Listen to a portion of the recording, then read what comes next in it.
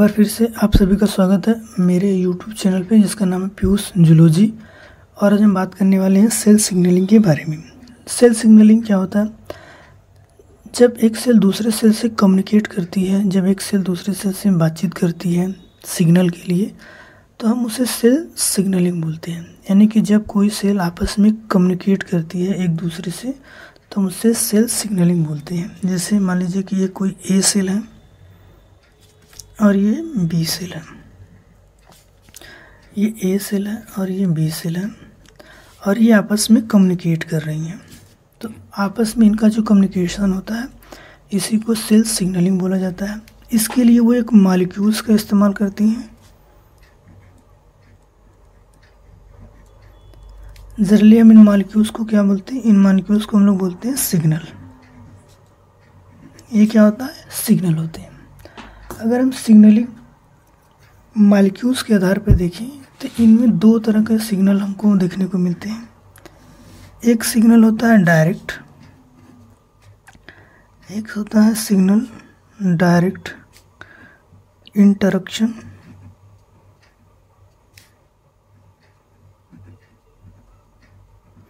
Direct interaction, और एक होता है इनडायरेक्ट इंटरैक्शन।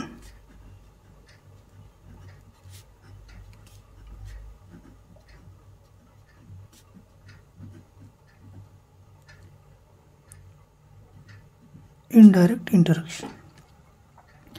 अब अगर हम बात करें डायरेक्ट इंटरैक्शन की, तो डायरेक्ट इंटरैक्शन में कुछ मुख्य पॉइंट है। जैसे ये इंटरैक्शन सेल टू सेल होता है, इस तरह का इंटरैक्शन सेल टू सेल होता है, cell to cell interaction.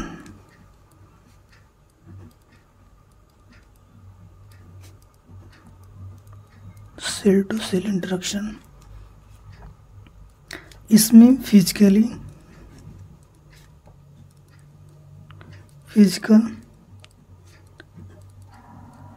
Contact जो होता है वो मस्ट बी देयर। यानी कि डायरेक्ट इंटरैक्शन में दोनों जो सेल होते हैं वो फिजिकली रूप से आपस में जुड़े हुए होते हैं या कनेक्टेड होते हैं। जैसे कि अगर हम बात करें इमेज के हिसाब से, तो जैसे ये एक सेल है, ये एक सेल है और दूसरा सेल यहाँ पे। यहाँ से सिग्नल मॉलिक्यूल्स रिलीज होंगे,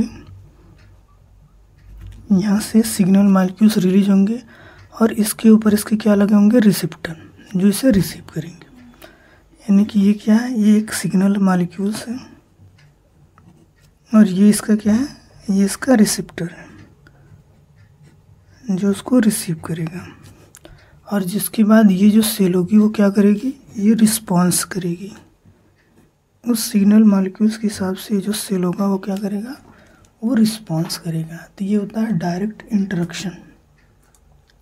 अब अगर हम बात करें इनडायरेक्ट इंटरैक्शन की, तो इसमें हमको देखने को मिलता है सिक्रेटिंग सिग्नलिंग मॉलिक्यूल्स। यानी कि इनडायरेक्ट सिग्नलिंग में अगर हम बात करें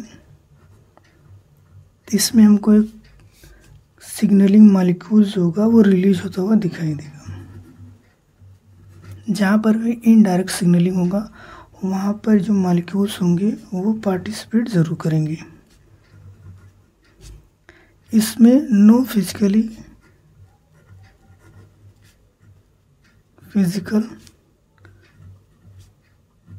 कॉन्ट्रैक्ट। इसमें दोनों जो सेल होती हैं वो फिजिकली रूप से आपस में जुड़ी हुई नहीं होती। अब अगर हम बात करें इनडायरेक्ट इंटरैक्शन की, तो ये हमको कुछ टाइप को देखने को मिलता है। अगर हम बात करें इनडायरेक्ट इंटरैक्शन की, तो इसमें हमको तीन तरह को देखने को मिलता है। एक को बोला जाता है ऑटोक्राइन सिग्नलिंग,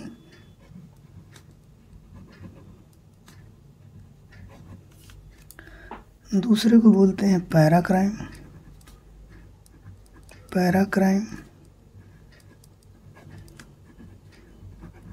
सिग्नलिंग, और एक होता है एंडोक्राइन एंडोक्राइन सिग्नलिंग। तो अब हम बात करते हैं ऑटोक्राइन सिग्नलिंग के बारे में। अगर हम ऑटोक्राइन सिग्नलिंग की बात करें, इसमें जो सिग्नल होते हैं वो सेल जो होती है वो खुद ही रिलीज करती है और खुद ही उसको रिसीव करती है। Cell itself secreted signal molecules, यानी कि ऑटोक्राइन में जो होती है वो क्या होती है, सेल ही सिग्नल को रिलीज करेगी और खुद ही उसको रिसीव करेगी। यानी कि जैसे हम लोग सेल्फ टॉकिंग करते हैं, अपने आप से बात करने की जो प्रक्रिया होती है, कुछ वैसी सिग्नलिंग सेल के अंदर भी देखने को मिलती है जिसे हम लोग ऑटोक्राइन बोलते हैं। और जैसे ये सिग्नल बाइंड करेगा, जैसे सिग्नल बाइंड करेगा वो क्या होगा, वो एक्टिवेट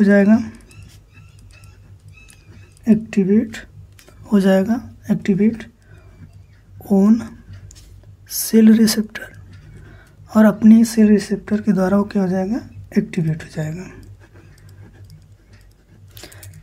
अगर इमेज में देखें तो जैसे एक सेल है, एक सेल है, इसने यहाँ से सिग्नल रिलीज किया, और इसी सेल के यहाँ आपको रिसेप्टर पे देखने को मिलेंगे। अब जैसे इस रिसेप्टर ने, एक रिसेप्टर है, और जैसे ही रिसेप्टर इस सिग्नल को रिसीव करेगा, उसके बाद ये जो सेल होगा वो क्या करेगा, वो अपने रिस्पांस को शो करेगा। यानी कि जिस भी चीज़ का वो सिग्नल होगा उस हिसाब से जो सेल होगी वो रिस्पांस अपना शो करेगी। अगर हम एग्जांपल की बात करें तो ऑटोक्राइन का सबसे अच्छा एग्जांपल जो है वो हमको कैंसर सेल के अंदर देखने को मिलता है। ऑटोक्राइन को हमको कैंसर सेल के अंदर देखने को मिलता है, जहाँ पे जो कैंसर सेल होती हैं वो क्या करती हैं, जो कैंसर सेल होती हैं वो रिलीज करती हैं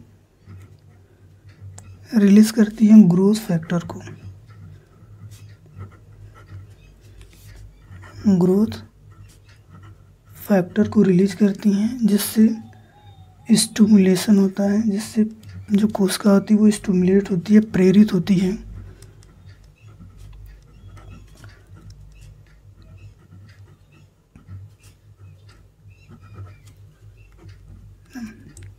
जो कैंसर सेल है वो क्या करती है, वो ग्रोथ फैक्टर रिलीज करती है, जैसे कोशिका, जो कैंसर कोशिका वो प्रेरित होती है किस चीज़ के लिए, प्रोलिफरेशन के लिए। यानी कि जो कैंसर सेल है वो अपने डिवीज़न के लिए प्रेरित होती है, जिसके बाद वो अपने नंबर को रैपिडली मल्टीप्लाई करती है, प्योरिफिकेशन इन ऑटोक्राइन मैनर।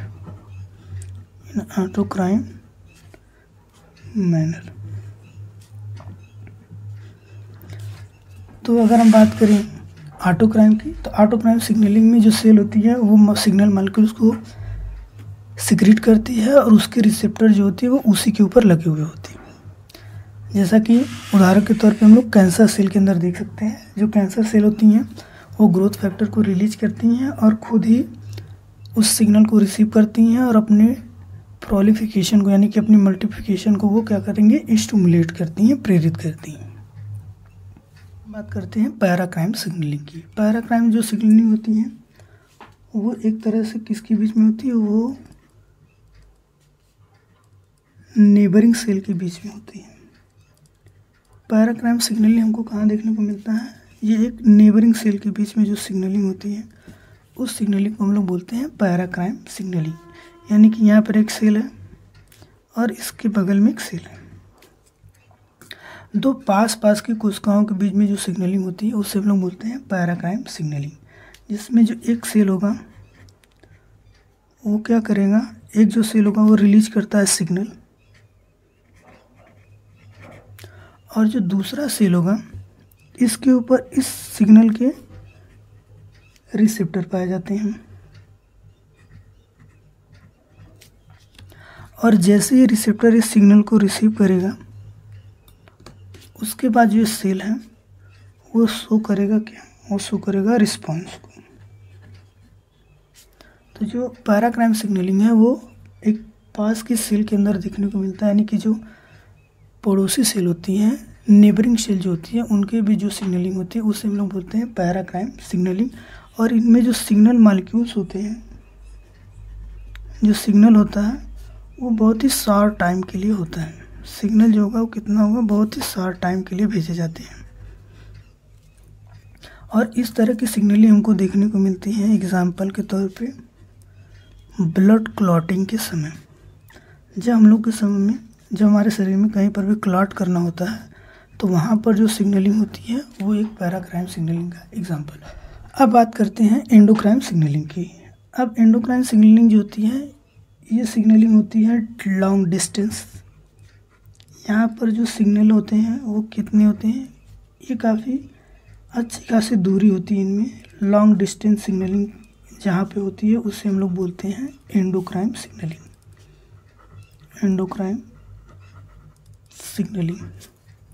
एंडोक्राइन सिग्नलिंग जो होती है वो लॉन्ग डिस्टेंस पर होती है। और इसकी एग्जांपल हमको देखने को मिल सकते हैं एंडोक्राइन ग्लैंड के अंदर। एग्जांपल की अगर हम बात करें तो जो हमारे एंडोक्राइन ग्लैंड होती हैं, एंडोक्राइन ग्लैंड जो होती हैं वहाँ पर हमको इस तरह की सिग्नलिंग देखने को मिल सकती है। जैसे ये ग्लैंड है, ये एक एंडोक्राइन ग्लैंड है, ये क्या है, एक एंडोक्राइन ग्लैंड है। अब एंडोक्राइन ग्लैंड में जैसे पिट्यूटरी है, थायराइड है, पैराथायराइड है, थाइमस है, बहुत सारे एंडोक्राइन ग्लैंड है और एक कोई एंडोक्राइन ग्लैंड है। अब इसने अपना मॉलिक्यूल्स रिलीज किया, सिग्नल मॉलिक्यूल्स होंगे वो यहाँ से छोड़े जाते हैं, सिग्नल मॉलिक्यूल्स। अब जो एंडोक्राइन ग्लैंड होता है, इनका जो सिग्नल मॉलिक्यूल्स होता है उसे हम लोग बोलते हैं हार्मोन। अब इस ग्लैंड ने यहाँ से हार्मोन को रिलीज कर दिया। अब जो हार्मोन होगा वो ब्लड की सहायता से अपने टारगेट सेल पर पहुँचेगा। अब टारगेट सेल क्या है, जो भी हार्मोन होते हैं उनके जो टारगेट सेल होते हैं वो अलग अलग स्थान पे होते हैं। तो जहाँ पर भी इस हार्मोन का रिसेप्टर होगा, जहाँ पर भी इस हार्मोन का रिसेप्टर होगा, ठीक है, जहाँ पर भी इस हार्मोन का रिसेप्टर होगा वो हार्मोन उस स्थान पे जाके रिसीव होगा। और जिसके बाद ये जो सेल होगी वो क्या करेगी, वो अपने रिस्पांस को शो करेगी। ठीक है, ब्लड उस पूरे हार्मोन को पूरे शरीर में ट्रेवल कराता है, लेकिन वो सिग्नल, वो हार्मोन उसी स्थान पे रिसीव होता है जहाँ पे उसके रिसेप्टर होते हैं।